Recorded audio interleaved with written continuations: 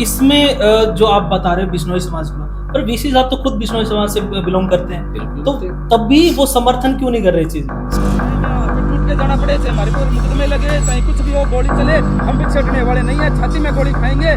मुख्यमंत्री ने टाइम दे दिया हाँ जी, कि फलाने दिन आ रहे हूँ, निमंत्रण पत्र छप गए।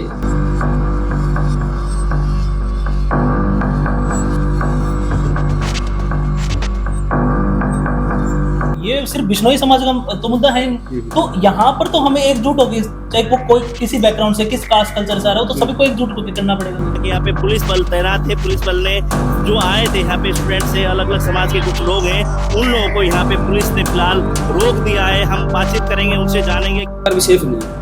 लोकतंत्र का चौथा स्तंभ पत्रकार होता है, जो सच्चाई दिखाने का काम करता है। बंदूक गोली थोड़ी ना चलाने गई थी, वो एक हमारी बहन, हमारी बेटी मनीषा, ये मनीषा कल को हमारे घर में ही पैदा हो सकती है, जिसका रेप करके, बलात्कार करके, बुरी तरीके से उसको मारा है, उसके शरीर के अंग तक निकाल लिए, उसकी आवाज उठाई, क्या गलत किया? ये तो ये दल्ले दलाल जो बैठे हैं, करोड़ों का इन्होंने घोटाला कर रखे है, ये तो इंतजाम ये करेंगे। बाबू बेटा मन में बेम के मैं थी अम्मणु अपने महाभारत के अंदर धृतराष्ट्र सुने? हाँ बिल्कुल, वो धृतराष्ट्र भूपेंद्र सिंह होता था। आज के टाइम पे मैं देख रहा हूँ स्कूल तक जो छोटे छोटे बच्चे हैं वहां तक पहुंच गया नशा। और जयप्रकाश जेपी हिसार का जो अभी सांसद है मौजूदा, उसके भाई की ऑडियो रिकॉर्डिंग वायरल होती है।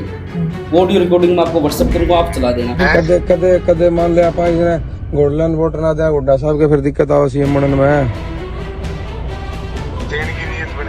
बेरोजगारी में हरियाणा सबसे नंबर 1 पे आता है पूरे इंडिया में। आ रहा है भाई मैं नाम ही ले लेता हूँ, रौनक का तरीका ऐसा लगता है भाई। 40 सेकंड की रील बनी और वो वायरल हो, बात खत्म, मुद्दे से कुछ लेना देना नहीं। अगर बच्चों का सोल्यूशन हो तो भी ठीक, ना हो तो भी ठीक। अपनी रील डल गई बोले आज के अपने पूरे है भाई। अबीवीपी संगठन हिंदुस्तान का सबसे बड़ा, बहुत बड़ा बीजेपी की सरकार है, उनका छात्र संगठन है। अब वही बात है, real gangster versus real gangster.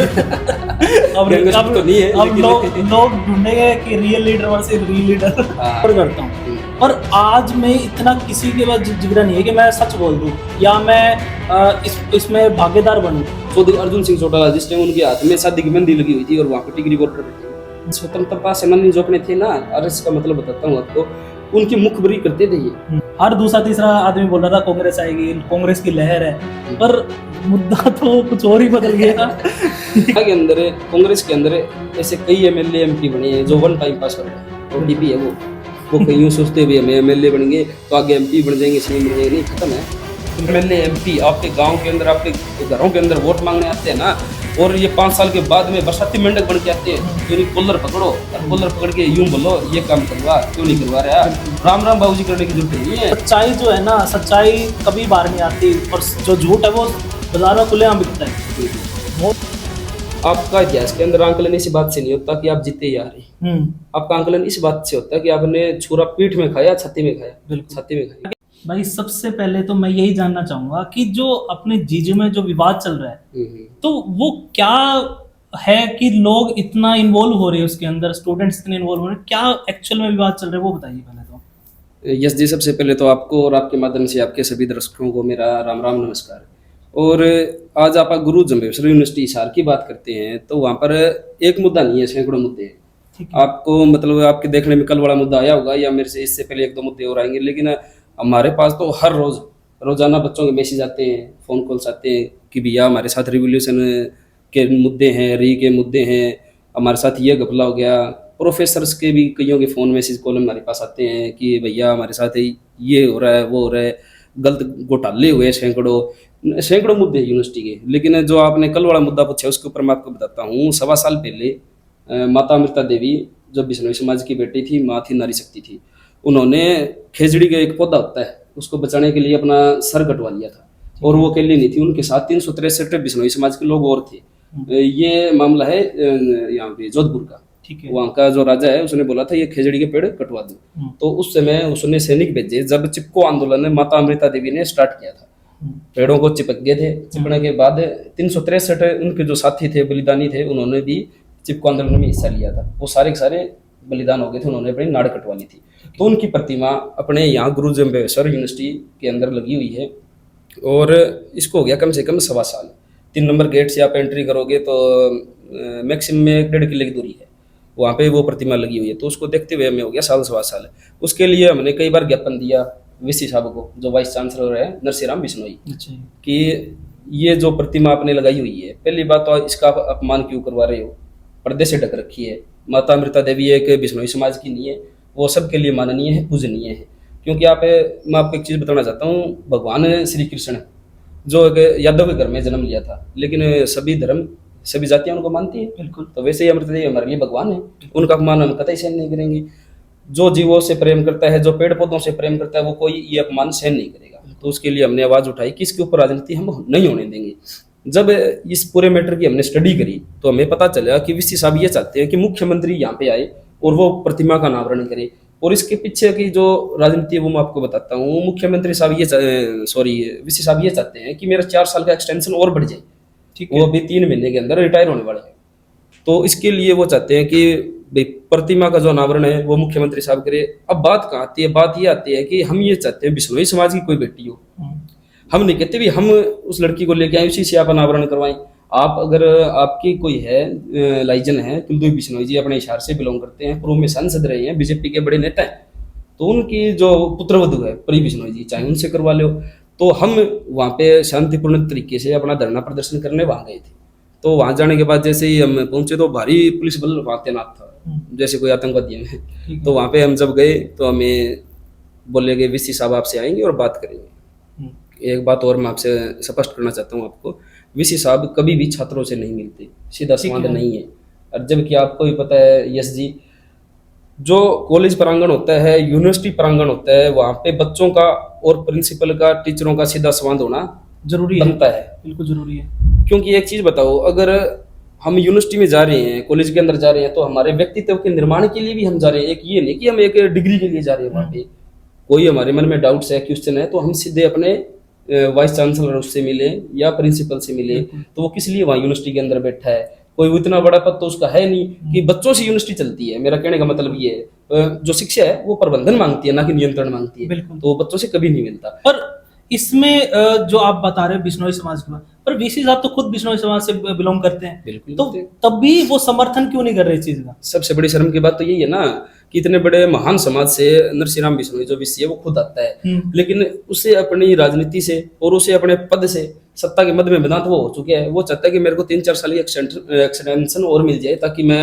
University में ऐसे ही घोटाले करूं करोड़ों के, ऐसे ही बच्चों के ऊपर राज करूं, ऐसे ही उनको दबा करके रखूं, ऐसे झूठे मुकदमों के नाम पे बच्चों को दबाऊं ताकि वो बोल ना सके। तो हमारी बात वो बीच में रही थी।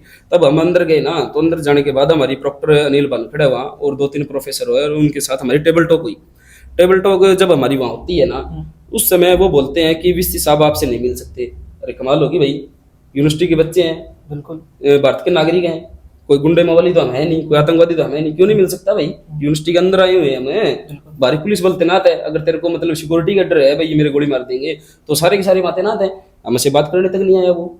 हम बोले चलो वीसी साहब नहीं आते, हम जाते हैं, हम मिलके बात करते हैं। और एक चीज और बताता हूँ, बिश्नोई समाज के लोग मेरे साथ गए थे और हमारे ISO के प्रदेश के अध्यक्ष गए थे, और बिश्नोई समाज की एक बेटी हमारे साथ थी कि हम बात करने जा रहे हैं, बात करेंगे कि वीसी साहब आखिरकार प्रोपगंडा क्या है, आप क्यों नहीं करवा रहे इसका प्रतिमा का जो अनावरण है, करवा क्यों नहीं रहे? इसके लिए सब लोग हम वहां गए थे, अनावरण करने नहीं गए थे। हम टेबल टॉक करने गए थे वीसी साहब के साथ। आखिरकार माजरा क्या, मिलते क्यों नहीं यहाँ पे, जबकि बच्चों की यूनिवर्सिटी है। तब हम वहाँ गए, हमारी गिरफ्तारियां हुई है, पुलिस वालों ने हमें गिरफ्तार किया है। गिरफ्तार करने के बाद हमें वैन में डाल करके ले गया, 3-4 घंटे में डिटेन करके वहाँ रखा गया है। ठीक है। पुलिस वाले हमारे जो बहन भाई है पुलिस प्रशासन में, तो हम घरों से लगे हुए हैं, उन्होंने हमारे साथ ऐसा कोई गलत व्यवहार नहीं किया, लेकिन बार बार बोल रहे थे, बोले प्रधान जी हमारी कोई गलती नहीं है, इसने लिख के SP को मेल करी है और उसके बाद हम आए हैं सारे के सारे। इसने बोला हमें सिक्योरिटी चाहिए यूनिवर्सिटी के अंदर, ऐसे ऐसे कुछ लोग आ रहे हैं और प्रतिमा का अनावरण करने आ रहे हैं। मैं अब आपको जो मेन पॉइंट ऑफ व्यू बताता हूँ कि बिश्नोई समाज से भरपूर हमें समर्थन मिल रहा है।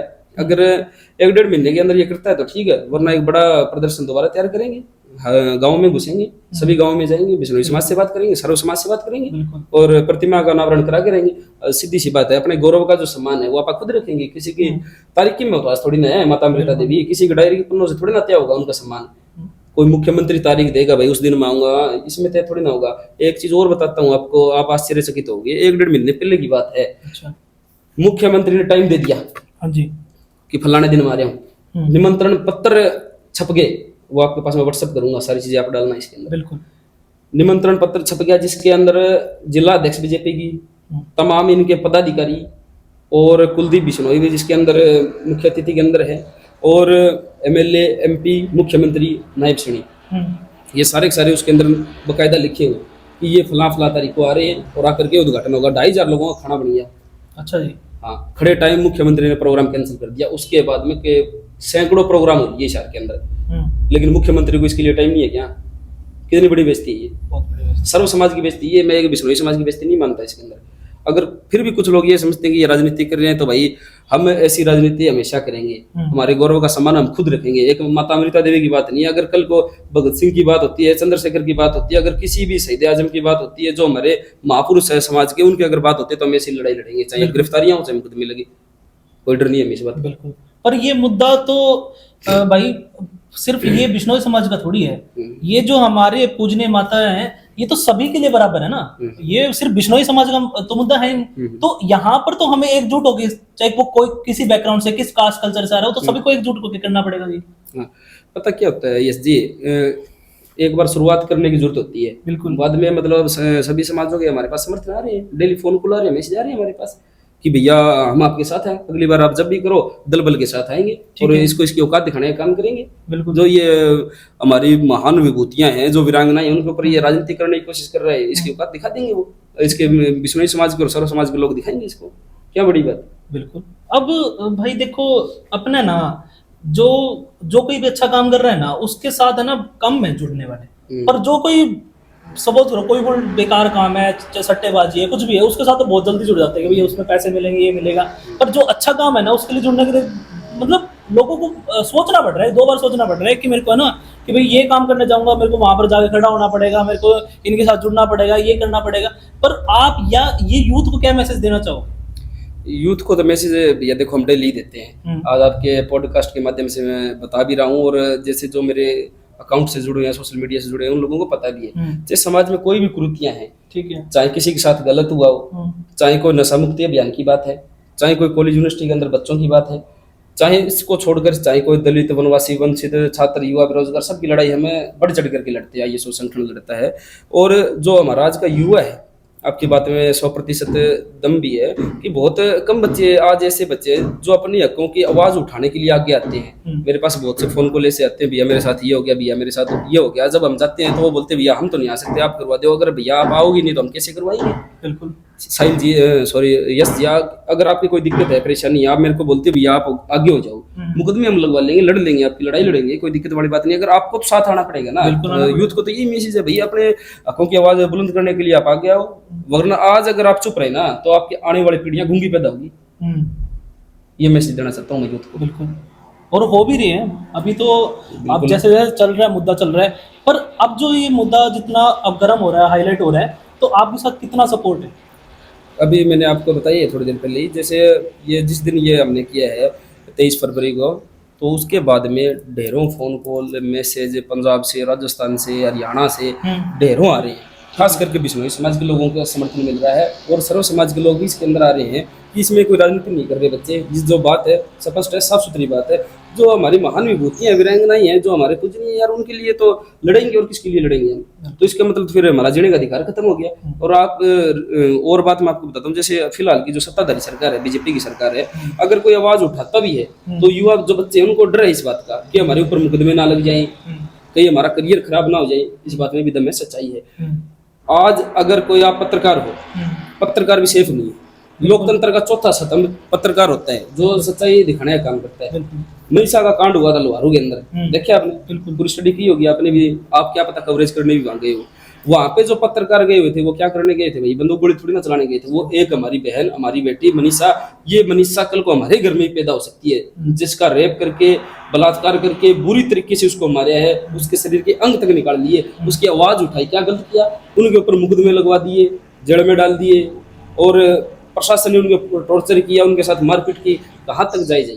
बच्चे डरते भी हैं, और हम तो जैसे देखो भुगत भोगी हैं, हमारे ऊपर तो मुकदमे लगे भी हैं और लगवाने के लिए तैयार भी है, लेकिन सारे तैयार नहीं होते। लेकिन जो युवा देख रहे हैं, मैं उनको बताना चाहता हूँ, आप आगे आओ, हम आपके साथ खड़े, आपकी लड़ाई हम लड़ने के लिए पूरी मजबूती से तैयार है। अब जैसे अपने युवा की बात कर रहे हैं जो साथ में रहे, अब आगे का क्या सोचा है आपने कि अगर वीसी साहब नहीं मानते या प्रशासन नहीं मानता तो आगे क्या क्या स्टेप लेने सोच रहे हो आप?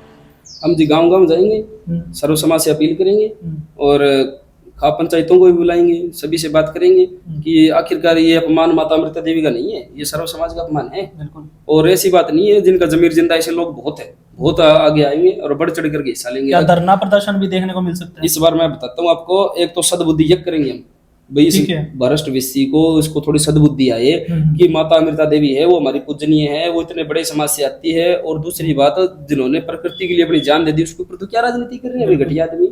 तो इसके अंदर उसको सद्बुद्धि यज्ञ करके उसको चेतना जगाने का काम करेंगे और सर्व समाज वहां पे एक बार पूरे दल बल के साथ इकट्ठा होगा, सैकड़ों लोग आपको देखने को मिलेंगे और आप बोलोगे यस जी कि आपने कर दिखाया। नहीं, मैं तो आपके साथ जुड़ा हूँ, साथ में आपके साथ बहुत सपोर्ट है, मैं तो चाहता हूँ कि ये चीज हो। ये कब से सोचा था कि भाई मैं पॉलिटिक्स में जाऊंगा और ऐसे मुद्दों पे मैं काम करूंगा? तो देखो आम आदमी की मैं मेरी बात करूँ तो मैं तो नहीं सोच सकता कि भाई मैं पॉलिटिक्स में जाऊं, क्योंकि जैसे पॉलिटिक्स में जो गहराई है ना वो बहुत गंदी गलत गहराई है। तो आपने कैसे सोचा कि मैं पॉलिटिक्स में जाता हूँ? मैं आपकी सारी बातों का 1 to 1 जवाब दूंगा। सबसे पहले तो मैं बताता हूँ कि जो युवा आज इस पॉडकास्ट को देख रहे हैं सबको राजनीति के अंदर आना चाहिए, राजनीति के अंदर अपनी भागीदारी करनी चाहिए, क्योंकि जब तक ये भ्रष्ट लोग जिनके ऊपर ढेरों मुकदमे हैं, किसी के ऊपर बलात्कार के हैं, किसी के ऊपर मर्डर के हैं, किसी के ऊपर कुछ मुकदमे, ये जब तक ये राजनीति के अंदर रहेंगे, बड़े बड़े अधिकारी बनेंगे ये, तब तक आम समाज का कभी भला नहीं हो सकता। छात्र, युवा, बेरोजगार, महिलाएं, दलित, वनवासी, वंचित ऐसे ही रोते रहेंगे, ऐसी सड़कों पे घूमेंगे, ऐसे ही हमारी तरह लड़ेंगे। अगर आप युवा जो है देख रहा है, जो शिक्षित है, जागरूक है, वो राजनीति के अंदर अगर भागीदारी करेगा तो अच्छी शिक्षा नीतियां आएगी, अच्छी चिकित्सा नीतियां आएगी, अच्छी रोजगार नीतियां आएगी, कोई बेरोजगार नहीं होगा, सबको रोजगार मिलेगा, सबको शिक्षा मिलेगी, सबको स्वास्थ्य मिलेगा। और रही दूसरी बात, आप मेरे से पूछ रहे हो आप स्टूडेंट पॉलिटिक्स में क्यों आए? स्टूडेंट पॉलिटिक्स तो मैं बताता हूँ 2018-19 के अंदर में आया था और अपने हिसार की जाट कॉलेज के अंदर मैं प्रधान बना था। ठीक, उसके बाद मेरी स्टूडेंट पॉलिटिक्स स्टार्ट हुई थी। वहाँ पे एक्चुअल में मैं आपको बताता हूँ किस्सा क्या हुआ था। मेरी उम्र थी उस टाइम में 18-19 साल उम्र थी मेरी, अभी 25 का हुआ मैं। तो उस समय मेरे एक साथी का एडमिशन था मेरे साथी, और वो बीए का था, मैं बीकॉम करता था वहाँ से। वो अपने जो ये होता है असाइनमेंट होते हैं ये वो जमा कराने जाता है। तो वहाँ पे एक टीचर थी नीलम लांबा, उसको वो देने जाता है, तो वो उसको फाड़ के फेंक देती है, बोले तेरे नहीं लूंगी। वो बोला क्यों भाई, मेरे क्यों नहीं लेगी? बोला तू क्लास में नहीं दिखता, तू यूं नहीं दिखता। बोले मैडम जी वो आपकी गलती है, मेरी गलती नहीं है, मेरी अटेंडेंस चेक करो, मेरी सारी चीजें चेक करो, मैं कॉलेज में डेली आता हूँ, मैं कोई कातिल नहीं हूँ और नहीं हूँ, मैं तो आपके कॉलेज का स्टूडेंट हूँ, फीस भर के यहाँ पढ़ रहा हूँ, क्या गलत कर दिया इसके अंदर? तो मेरी मतलब अंदर से वो हुआ यार मैं ये तो गलत है। तो फिर हमने उसकी लड़ाई लड़के और उसके असाइनमेंट भी जमा करवाए और उसकी हर चीज के अंदर उसका साथ दिया। उसके बाद से ये किस्सा चल रहा है। अभी 1-1.5 महीने की पहले की बात है, एक लड़की रात को 8 बजे मेरे पास फोन मिलाती है, 7-8 के करीबन की बात है। तो वो बोलती है यूनिवर्सिटी हिसार से, जीजीयू की बात है ये। तो तन्नू नाम है उसका, फतेहाबाद से, नाम मैं रिवील कर रहा हूँ क्योंकि कोई गलत काम नहीं है। तो वो बोलती बोले भैया मेरे को हॉस्टल नहीं मिल रहा यूनिवर्सिटी के अंदर। मैं गुड़िया हॉस्टल क्यों नहीं मिल रहा, पहले तो मेरे को पूरी आप बात बताओ भाई है क्या एक्चुअल के अंदर, बात क्या है? तो वो बोलती कि मैंने हॉस्टल की फीस पे कर रखी है, एडमिशन मेरा हो चुका है, लेकिन बोल रहे हैं कि हॉस्टल के अंदर जगह नहीं है। मैं ये दल्ले दलाल जो बैठे हैं करोड़ों का घोटाला कर रखा है, ये तो इंतजाम ये करेंगे आप। वो बोली भैया मेरे साथ बैग है, मेरे 4-5 बैग है, और ना मेरे पास कोई व्हीकल है, इतनी दूर से मैं आई हूँ, मैं कहाँ रहूंगी? अकेली लड़की, आप भी सोच सकते हो हमारी घर की कोई बेटी हो, अगर उसको हॉस्टल ना मिले, उसके साथ कोई है नहीं, वो तो घर से ये सोच के आई थी भाई मेरा एडमिशन हो लिया, सारी चीज़ हो ली, मेरे हॉस्टल की मैंने फीस भी पे कर दी तो मेरे को मिलेगा। वहाँ पे मैं गया जाके उस बहन के साथ, अकेली के साथ, और उसका वहाँ पे मैंने वार्डन से बात करी, 1-2 मेरे जो प्रोफेसर है उनसे बात करी, बात करके उस बहन को हॉस्टल दिलवाया। ये हालात है आज यूनिवर्सिटी के। सैकड़ों जो मतलब छात्र वहाँ पढ़ते हैं, 10,000 छात्र मेरे हिसाब से करीबन पढ़ते होंगे वहाँ पे, इतनी भारी भरकम फीस मिलती है, तो ये हॉस्टल भी नहीं मतलब प्रोवाइड करवा सकते। आप CDLU यूनिवर्सिटी की बात कर लो, CBLU की बात कर लो, MD यूनिवर्सिटी की बात कर लो, वहाँ की कोर्सेज को उठा हुआ, उनके प्रोस्पेक्टस जो होते हैं एडमिशन के वो चेक करो, और GGU के चेक करो, दिन रात का अंतर मिलेगा आपको। जो कोर्स अदर यूनिवर्सिटीज के अंदर 50,000 के अंदर होता है ना कोर्स, वो यहाँ पे 1-1.5 लाख के अंदर होता है। बिल्कुल। और फिर भी इनके पास फैसिलिटीज नहीं है। ये हालात है आज 22 की 22 यूनिवर्सिटियों के ये हालात है। ये हालात होने के कारण क्या है ये बताता हूँ। सारे के सारे सिफारशी बैठे हैं वीसी, उनको बच्चों से कोई लेना देना नहीं, उनको अपनी राजनीति चमकानी है, उनको अपनी जेब भरनी है, घर की तिजोरियां भरनी है। सारे आरएसएस के संगी हैं, सारे बीजेपी के लोग हैं। मैं ये नहीं कहता आप ठीक है चलो आरएसएस के हो, संगी हो या बीजेपी के हो, मेरे को उनसे प्रॉब्लम नहीं है, मेरे को छात्रों से मतलब है। अगर छात्रों को समस्या आ रही है तो फिर आपका यूनिवर्सिटी के अंदर रहने का मतलब क्या है? कितनी बड़ी बड़ी कुर्सियों पे आप बैठे हो अधिकारी बन के, लाल बत्ती वाली गाड़ी में घूमते हो, कड़ा चश्मा लगा के, फिर क्या मतलब इस चीज का? और दूसरी बात आप बोल रहे थे कि भाई जो राजनीति गंदी चीज है, गंदी चीज नहीं है यश जी, ये आपको आपके शब्द वापस लेने पड़ेंगे। नहीं गंदी चीज नहीं है, मैं जवाब दे रहा हूँ आपका। उसकी सच्चाई गंदी है। हाँ। मैं ये कहना चाहता हूँ। सच्चाई तो एक चीज बताओ, जब तक आप गूंगे बेरे बन के बैठ के देखते रहोगे भी राजनीति में चल क्या रहे हैं, उसने ये कर दिया, उसने वो कर दिया, ये गलत हो गया, समाज में उसके साथ ये कांड हो गया, उसको न्याय नहीं मिल रहा, हाँ भाई ठीक है न्याय नहीं मिल रहा तो अब क्या करे, जिसके पास पैसा होता है उसको न्याय मिलता है, ये बातें करने से अच्छा है आप उसके खिलाफ आवाज उठाओ। रही दूसरी बात, अगर युवा नहीं बोलेगा तो कौन बोलेगा? युवा अगर बोलेगा तभी इन भ्रष्ट नेताओं का सफाया हो सकता है, तभी राजनीति साफ सुथरी हो सकती है। आपकी बात 100% सच है। वैसे आप बोल रहे हो राजनीति गंदी चीज है, सारे लोग हमको यही बोलते हैं, बोले यार क्यों टाइम वेस्ट कर रहे हो, राजनीति बहुत गंदी चीज है, उलझ जाओगे, फंस जाओगे, दलदल है। तो मैं उनको एक जवाब देता हूँ। कई बार जैसे आईएसओ संगठन हमारा स्टूडेंट विंग है इंडियन नेशनल लोकदल पार्टी की, तो उससे मैं डिस्ट्रिक्ट का प्रेसिडेंट हूँ। तो जब भी कोई कॉलेज यूनिवर्सिटी के अंदर मैं जाता हूँ किसी कार्यकारिणी बनाने के लिए, प्रधान बनाने के लिए, तो उनके माँ बाप भी उसमें इन्वॉल्व होते हैं भी हमारा बच्चा राजनीति के अंदर जाए। सारे ये भी नहीं सोचते कि भी हमारा राजनीति के अंदर जाए, कि ये होते हैं भी हमारा बच्चा भी कुछ अगर उसके अंदर टैलेंट है, अगर उसके अंदर राजनीतिक गट्स है तो वो भी कामयाब हो। तो वो बोलते हैं कि राजनीति कीचड़ है।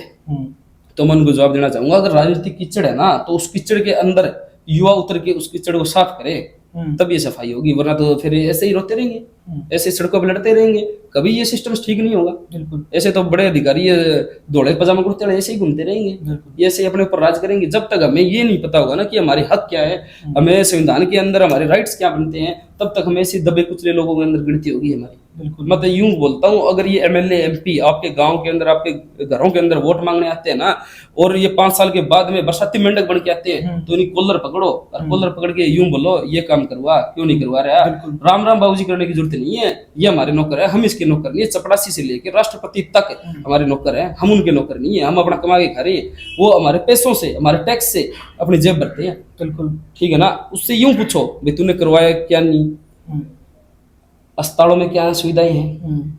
छोटे से गांव से लेकर मैं बड़े बड़े शहरों की बात कर रहा हूँ, जहाँ पे एमएलए एमपी मंत्री बैठे ना, वो आते हैं उन्हें कॉलर पकड़ के पूछो, बांह पकड़ो उनकी, राम राम ना करो, उनके साथ फोटो वीडियो करवाओ, अच्छी बात है, लेकिन उनसे सवाल पूछो आप उनको। आप अगर यूं बोलोगे ना भाई साहब ये काम है, तो कभी नहीं होगा। आप उसको यूं बोलो अगली बार आगे दिखाइए भाई, हम बताओ इतना रगड़ांगे, अगर आपका काम ना हो मैं ये बैठा हूँ, कम क्यों नहीं होगा भाई? मैं कमी कहाँ है, कभी समाज बोलता नहीं है। बिल्कुल मैं आपकी बात सारी ऊपर करता हूँ, पर आज में इतना किसी के पास जिगरा नहीं है कि मैं सच बोल दूं या मैं इसमें भागीदार बनूं। किसी के जवान से नहीं निकल सकता कि भाई, सबको डर लगता है, सबको लगता है कि मेरे को भाई पकड़ लेंगे, मेरे को बाद में आगे कुछ दिक्कत कर देंगे, मेरे को जेल भेज देंगे, कुछ कर देंगे। तो आप इन चीजों से डील कर रहे हो, आप कर रहे हो, पर हर किसी के बस की बात थोड़ी। तो इसी के लिए तो हमें स्ट्रगल कर रहे हैं ना। एक्चुअली में राजनीति करने का हमारा मकसद नहीं है भाई हमें राजनीति करनी है, कोई पद के आपा मोहताज है भाई मेरे को ये पद मिल जाए पार्टी के अंदर, मैं एमएलए बन जाऊं, एमपी बन जाऊं, ये मेरा मकसद नहीं है। हमारा मकसद ये है कि युवा जागरूक हो, युवा सचेत हो, उसे अपने हकों का पता हो, उसे संविधान का पता हो कि बाबा साहिब भीमराव अम्बेडकर ने हमारे लिए जो संविधान बनाया था, इतने सालों तक लड़े थे संविधान के लिए, और जो संविधान है उसके अंदर हमारे रूल्स क्या हैं, हमारे अधिकार क्या हैं, हमारे हक क्या हैं, हम बोल सकते हैं खुल के। आर्टिकल 19 बोलता है we have the right of speech and explanation है, खुल के बोलो, खुल के लड़ो भाई। बिल्कुल सही कह रहे हो। जब तक नहीं लड़ोगे तो आपकी आने वाली पीढ़ियां भी गूंगी पैदा होगी, उनके साथ भी ऐसे अत्याचार होगा। बिल्कुल सही कह रहे हो, पर सच्चाई जो है ना, सच्चाई कभी बाहर नहीं आती, और जो झूठ है वो बाजार में खुलेआम बिकता है। बहुत आराम से झूठ बोल के कोई भी आगे निकल जाता है। बात का मेरे को आप ये बताइए, आपको डर नहीं लगता इन चीजों से? डर तो देखो जी, परिवार है, बच्चे हैं, सारी चीजें है, घर है, तो डर तो अभी क्या बताएं, वो खून में नहीं है। वो इसे मतलब खून के अंदर जन्म ले लिया, ऐसे परिवार के अंदर जन्म ले लिया, ऐसी कौम में जन्म ले लिया, डर तो नाम की चीज ही नहीं है, खून के अंदर ही नहीं है। लेकिन फिर भी मैं बोलता हूँ एक बार जीवन मिलता है, बार बार नहीं मिलता। अगर आए तो कम से कम लोग याद करें भी लड़े थे। ठीक है, ठीक है। आपका इतिहास के अंदर आंकलन इस बात से नहीं होता कि आप जीते ही आ रहे हैं। आपका आंकलन इस बात से होता है कि आपने छुरा पीठ में खाया, छाती में खाया। बिल्कुल। छाती में खाएंगे। बिल्कुल भाई, एफर्ट करना बहुत जरूरी है। बिल्कुल बिल्कुल नहीं करोगे, कुछ ना करने से कुछ करना, वो बहुत बड़ा पहला स्टेप यही है। आप यूं बताओ, भगत सिंह है, शहीद क्यों हुए थे? चंद्रशेखर है, शहीद क्यों हुए थे?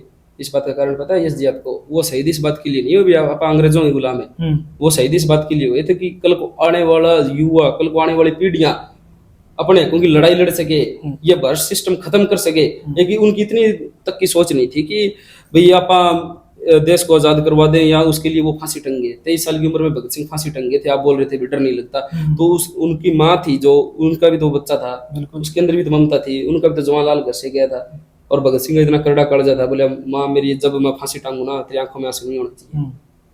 वो आइडियोलॉजी थी हमारी। बिल्कुल, उसको देख के आप चल रहे हैं। बिल्कुल चल रहे हैं। अब आपने अपने आईएसओ संगठन के बारे में बताया, आपका आईएसओ संगठन और बाकी जो और आईएसओ संगठन है उनसे अलग कैसे? आप आज हिसार के अंदर ईमानदार पत्रकार हो और आप अच्छी पत्रकारिता करते हो। आप एक चीज देखो, कोई भी यूनिवर्सिटी, कोई भी कॉलेज है, उसके अंदर आप जाओ, स्टिंग ऑपरेशन चलाओ। जाओगे, धरातल पे काम करने वाला अगर आपको कोई संगठन मिलेगा तो वहां पे आपको आईएसओ संगठन मिलेगा। चाहे नशा मुक्ति अभियान की बात चलाने की हो, चाहे समय समय पर ब्लड डोनेशन कैंप लगाने की बात हो, चाहे बच्चों के रिवोल्यूशन हो, चाहे कोई भ्रष्ट वीसी प्रिंसिपल अपनी सत्ता के मद में मैदान तो के बच्चों के साथ गलत कर रहा हो, उसके खिलाफ अगर कोई निर्भीकता से, स्वाभिमानी से, अगर बिना डरे को लड़ता है तो आईएसओ संगठन लड़ता है, उनके हक दिलवाने का काम करता है। दूसरी तरफ आप यूं बोलोगे भी कोई अदर संगठन आप जैसे देखती भी होगी सोशल मीडिया पे, आप अभी जिक्र भी कर रहे थे भाई, मैं नाम ही लेता हूँ, रौनक खत्री कैसा लगता है भाई? रौनक खत्री ठीक है, अच्छा काम कर रहा है, लेकिन रील वाले हैं, रील वाले हैं। एक्चुअल में पता है क्या है, सोशल मीडिया के जमाना ऐसे आ गया, जनजी जनरेशन आ गई। हाँ, बिल्कुल। इसके अंदर आपको 40 सेकंड का रील चाहिए, रोल नहीं चाहिए। हम रोल वाले हैं। आज हिसार के अंदर भी ऐसे संगठन हैं, मौजूद हैं, जो 1000 रुपए की एड लगाते हैं, प्रमोशन लगाते हैं। वो जाके थापी मारेंगे मेज के ऊपर, ऐसे कर दो, वैसे कर दो। अब इसमें आना ठीक है, वीसी से लड़ना भी ठीक है, प्रिंसिपल से भी लड़ना ठीक है। अगर आपकी बात नहीं मान रहा, एक मर्यादा होती है, गरिमा होती है पद की, उसके अंदर रह करके आप लड़ो ना। अभी मैं कईयों यूं देखता हूँ, उन्हें यूं नहीं पता, तेरे सामने एक कॉलेज का प्रिंसिपल खड़ा है, कॉलेज का वीसी खड़ा है, उसके मतलब ऐसे कपड़े उतारते हैं। ये गलत है, ये चीजें तो हाँ मनवा सकते हो आप, उनके ऊपर दबाव बनाओ, मार पिटाई तक मतलब नहीं जाना चाहिए। अभी कई देखता हूँ मैं, तू है, वो है, ये है, वो है, तो ये चीजें भी गलत है। और एक्चुअली में टाइम जो एक्चुअल का ये चल रहा है ना, ये है बस 40 सेकंड की रील बने और वो वायरल हो, बात खत्म, मुद्दे से कुछ लेना देना नहीं। अगर बच्चों की सोल्यूशन हो तो भी ठीक, ना हो तो भी ठीक। आपने रील डलगी बोले आज के अपने पूरे है, हम उनमें से नहीं। आइए संगठन की आपने बात की थी, अलग कैसे है। अगर 2 बच्चे भी मेरे पास आते हैं, भाई हमारा भैया ये मुद्दा, तो उन 2 बच्चों को लेकर के भी मैं वीसी के ऑफिस में घुसूंगा, प्रिंसिपल के ऑफिस में घुसूंगा, मेरे को मतलब नहीं है। अदर संगठन क्या करते हैं, बोले भैया मेरे ये दिक्कत आ गई, तो बोले भाई ये काम करे, 100-150 बच्चे इकट्ठे कर, बाद में मैं आऊंगा, तब मेरी फोटो वीडियो होगी, तब मैं वीसी से बात करूंगा, तब जाके मैं तेरा छात्र नेता बनूंगा, छात्र का जिंदाबाद करूंगा। तो हम उन लोगों में से नहीं है। इसलिए आईएसओ संगठन औरों से अलग है। एबीवीपी संगठन हिंदुस्तान का सबसे बड़ा, बहुत बड़ा संगठन, बीजेपी की सरकार है, उनका छात्र संगठन है, और उससे बड़ा मेरे को नहीं लगता कोई है। वो क्या करेंगे, बच्चे उनके पास जाते हैं, बोले भैया एबीवीपी ज्वाइन करवा दो, या बोलते हैं कि भैया मेरे साथ ये री का मुद्दा हो गया, रिवोल्यूशन का हो गया, आपकी सरकार है, मेरा ये काम निकलो। तो वो बोलेंगे रुक जा, बैठ यार, एक बार चाय पी। चाय पीने के बाद बोले हिंदू खतरे में है, मुसलमान मार गिड़ेंगे। बोले अरे मुद्दा तो रिवोल्यूशन का है, मुद्दा तो भाई का और है। तो मुद्दे से भटकाने के उनके काम है, ना हिंदू खतरे में, ना मुसलमान खतरे में, धर्म का चश्मा उतारो, हिंदुस्तान खतरे में है। ये चीजें उनके माइंड में भरी हुई है। आरएसएस के लोग हैं, उनको मतलब नहीं है किससे क्या है और हो रहा है क्या नहीं हो रहा। ये उस विचारधारा से बिलोंग करते हैं। स्वतंत्रता सेनानी जो अपने थे ना, आरएसएस का मतलब बताता हूँ आपको, उनकी मुखबरी करते थे ये अंग्रेजों की सरकार में, बताते थे ये कि ये है स्वतंत्रता सेनानी, जो ये लड़ रहे हैं, आवाज ये बुलंद कर रहे हैं, ये भारत को आजाद कराने की बात कर रहे हैं। सैकड़ों ऐसे स्वतंत्रता सेनानी हैं जो आरएसएस के लोगों की वजह से फांसी पर टंगे थे।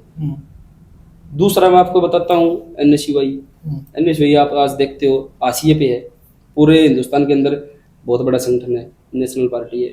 उसके आप अगर संगठन की बात करोगे, उन्हें यूं ही नहीं पता हरियाणा के अंदर भाई कौन सी कांग्रेस ज्वाइन करे। हाँ, शैलजा कांग्रेस, हुड्डा कांग्रेस, वीरेंद्र डूमर का कांग्रेस, वो क्या है एक और सुरजेवाला कांग्रेस, बिल्कुल। और तो उनका तो मतलब दिमाग से ही बारिश होता। आज आप ISO संगठन ज्वाइन करते हो, जिला अध्यक्ष कौन है भाई? सुखी मंगाली। प्रदेश का अध्यक्ष साइलदीप पसवा।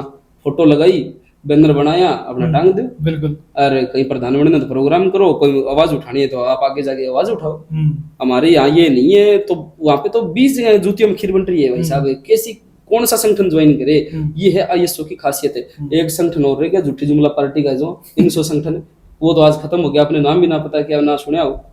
वो संगठन बना था और हमारी नीलो की इकाई थी वो 2019 के अंदर। जब दुष्यंत अलग हुआ तो वो हमसे उसको लेके चले गए थे निशो को।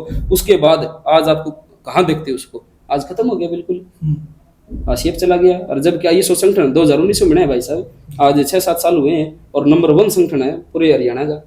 यही कारण है, रील वाले नहीं है, रोल वाले हैं। बिल्कुल। अब वही बात है, real gangster versus reel gangster. अब गैंगस्टर तो नहीं है, अब लोग ढूंढेंगे कि real leader versus reel leader. हाँ, तो ये कमियां, चलो वो अपना अपना स्टाइल होता है राजनीति करने का भी, जो भी है भाई। मैं काफिले में चलूं, मैं बड़ी बड़ी गाड़ियों में चलूं और मैं रील वाला बनूं, मैं थापी मारूं, तो वो अपना अपना मेज पे, वो तो अपना अपना। भाई आपका बताओ क्या प्लान है नेक्स्ट CM? ना नहीं, ऐसा कुछ नहीं है। मैंने अभी आपको बताया ना तो हमें पद का मुंह ना, मैं यूं भी, हमारी इतनी छोटी दौड़ अभी अब MLA तक सीमित है। ठीक है। अभी हरियाणा के अंदर कांग्रेस के अंदर ऐसे कई MLA MP बने हैं जो 1 टाइम पासवर्ड है, OTP है वो कहीं यूं सोचते भी हमें MLA बन गए तो आगे MP बन जाएंगे, CM बन जाएंगे। नहीं, खत्म है बिल्कुल। 5 साल के अंदर अंदर खत्म है, 1 टाइम है भाई। ये मैं तो आपको कहूंगा, आपको भी ये सोच बदलनी चाहिए। अगर युवा इतना अच्छा काम कर रहा है ना, तो आगे सोचना चाहिए कि मैं आगे जाऊं। वो तो हमारे जरूरी है पद। लो सुप्रीमो चौधरी अभय सिंह चौटाला जी हैं, चौधरी अर्जुन सिंह चौटाला जी हैं, ISO राष्ट्रीय अध्यक्ष रानिया से विधायक है। वो उनकी मर्जी, अगर वो प्रमोट करेंगे तो आगे जाएंगे, क्या दिक्कत है? अगर अपने अंदर कोई टैलेंट है, गट्स है, तो आगे निकलेंगे। इनेलो का अपना जो इनेलो है, उनका मैनिफेस्टो क्या है? इनेलो का मैनिफेस्टो साफ साफ है, छात्र, युवा, बेरोजगार, किसान, कमेरा, दलित, बेरोजगार, सबको समान हक मिले, उनके साथ न्याय हो। और बुढ़ापा पेंशन की शुरुआत इनेलो ने करी, चौधरी देवलाल ने इनेलो की नींव रखी। आज भी चौधरी देवलाल, चौधरी ओम प्रकाश चौटाला, उनके बाद चौधरी अभय सिंह चौटाला, उनकी विचारधारा से जुड़े हुए हैं, उनके दृष्टिकोण से चल रहे हैं। आप यूं देखो, अभी ज्यादा मैं लंबा नहीं खींचूंगा, किसान आंदोलन हुआ था 2021 के अंदर। कौन सा ऐसा पूरे हिंदुस्तान का बता रहा हूँ आपको, पूरा हिंदुस्तान का सबसे बड़ा किसान आंदोलन था। बिल्कुल। और इतना बड़ा जो आंदोलन चले ना, वो आजादी के बाद पहली बार चले 13 महीने। बिल्कुल। उसके अंदर कौन सा विधायक ऐसा था, कौन सा MP ऐसा था जिसने किसानों के लिए अपना इस्तीफा दे दिया? लोग सरपंच इस्तीफा कौन दे, मेंबरी कौन छोड़े, इस्तीफा दे दिया 2021 के अंदर और जाके किसानों के साथ बैठ गया। बोले जब तक ये 3 काले कानून वापस नहीं होंगे यहाँ से नहीं उठूंगा। और सैकड़ों साथियों के साथ गए, ट्रैक्टर लेके गए, हम खुद टिकरी बॉर्डर पे सोए। चौधरी अर्जुन सिंह चौटाला, जिस टाइम उनके हाथ में शादी की मेहंदी लगी हुई थी और वहां पे टिकरी बॉर्डर पे थे वो, वहाँ पे जो मेडिकल सुविधाएं हैं वो फ्री उपलब्ध करवाई। क्या पता कितना उन्होंने वहाँ पे डोनेशन दी। तो ये उनकी विचारधारा है। और रही बात जो महिलाएं हैं, उनके लिए जो गैस सिलेंडर है वो फ्री, और उनका जो रसोई का मासिक जो खर्चा है वो चौधरी अभय सिंह चौटाला ने घोषणा करी है, 11,000 वो देंगे। युवाओं के लिए ढेर सारी ऐसी नीतियां लेकर के आएंगे जो शिक्षा के अंदर और रोजगार के अंदर कामयाब होगी। 21,000 बेरोजगारी भत्ता, अगर कोई बेरोजगार रह जाता है तो पहली बात, वरना बेरोजगार छोड़ेंगे नहीं। ठीक है। और अब मैं कानून व्यवस्था की बात करो, मैं यूं बोलता हूं जैसे अनिल कपूर नायक फिल्म के अंदर एक दिन के लिए मुख्यमंत्री बना था ना, और जैसे धज्जियां उड़ाई थी इन अफसरशाही लोगों की और लोगों की जो अन्याय के खिलाफ आवाज उठाते हैं, उनको दबाने की कोशिश करते हैं, उनके ऊपर झूठे मुकदमे लगवाते हैं, उनका सबका डोरा अगर कोई बांध सके हरियाणा के अंदर तो अभय सिंह चौटाला है। बिल्कुल। हाँ जी, आपने बेरोजगारी की बात की, बेरोजगारी में हरियाणा सबसे नंबर 1 पे आता है पूरे इंडिया में। आ रहा है, फिलहाल आ रहा है। आप वजह क्या है इसकी? एक चीज बताता हूँ आपको, चौधरी ओम प्रकाश चौटाला जी 3206 भर्तियां उन्होंने की थी जेबीटी की, और वो आज दिल्ली चौधरी ओम प्रकाश चौटाला जी का नाम लेकर के सोते हैं। उनका पूजनीय माननीय, हमारी पूजनीय माननीय है। कारण बताता हूँ आपको, वो लास्ट तक मरते दम तक एक बात बोलते थे, 3206 घरों में चूल्हे जलाने के लिए मेरे को सजा हुई है 10 साल की। अगर मेरे को मौका मिला ना तो 3 लाख युवाओं को रोजगार दूंगा, चाहे मेरे को उम्र कैद काटनी पड़ जाएगी। ये कहते कहते गए, यही दृष्टिकोण, यही विचारधारा चौधरी अभय सिंह चौटाला की है, जो छाती ठोक के हरियाणा प्रदेश के सभी वर्ग के लोगों के साथ खड़े हैं। और ये पार्टी, एक चीज और खासियत बताता हूँ, ये किसी स्पेशल धर्म की नहीं है, कोई स्पेशल जाति की नहीं है, सर्व जातियों की, सर्व धर्म की इनेलो पार्टी है। आप आज मतलब किसी से भी अगर बात करोगे ना, ये कोई भी घर ऐसा नहीं मिलेगा जो इनेलो पार्टी से जिसकी विचारधारा ना मिलती हो, जिसके दृष्टिकोण ना मिलती हो। ये तो अब माहौल ऐसा बन गया था 2024 के अंदर कि जैसे कि लोगों ने क्या नहीं हुआ कि बीजेपी से छुटकारा पाने के लिए भाई कोई अगर छुटकारा दिलवा सकती है तो कांग्रेस दिलवा सकती है। ये लोगों के मन में वहम हो गया। कुछ हुड्डा ने क्या किया, अभय सिंह चौटाला के बारे में लोगों को भ्रम फैला दिया कि ये तो गुस्सेल है, ये है, वो है। वही लोग आज बोल रहे हैं हमारे अंदर भ्रम फैलाया तो इस हुड्डा ने फैला दिया। चौधरी अभय सिंह चौटाला, अगर कोई किसान के मेरे की लड़ाई लड़ सकता है, चौधरी अभय सिंह चौटाला लड़ सकता है। अभी 3 फरवरी की बात है, 75,000 बुजुर्गों की पेंशन कट गई, पता है आपको, हरियाणा के अंदर। उसके बाद चौधरी अभय सिंह चौटाला ने बड़ा आह्वान चंडीगढ़ प्रेस से वार्ता करके किया कि 20 तारीख को मैं पंचकुला आऊंगा, आकर के पूरे हरियाणा के बुजुर्गों को इकट्ठा करूंगा, उनके सम्मान के अंदर इस सरकार को घुटने पर लेकर के आऊंगा। पेंशन बहाल नहीं करनी, जिनकी कटी है 3200 करके दो।